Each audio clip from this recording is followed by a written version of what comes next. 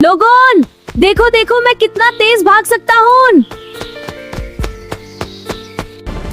अचानक आसमान पर हेलीकॉप्टर्स मंडलाने लगते हैं और एक आदमी हंसकर बोलता है, इस गांव को मिटा दो, आज कोई नहीं बचेगा। हर तरफ गोलियों की आवाज थी और आग ही आग ने पूरे गांव को जला दिया। अबू मैं यहाँ हूँ, मुझे दर्द हो रहा है।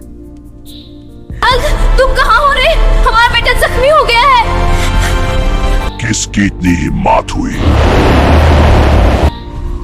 हल्क अकेला जंगल के रास्ते डाकुओं के कैंप की तरफ निकल पड़ता है। अब तुम्हारा हिसाब होगा, कोई नहीं बचेगा। रॉकेट चलाओ, रॉकेट चलाओ।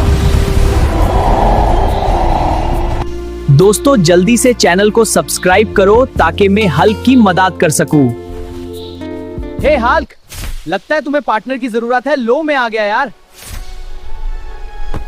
अब नहीं छोड़ूंगा तुझे। स्पाइडरमैन की मदद से हल्क ने सबका सफाया कर दिया। अब वो आप जीत गए।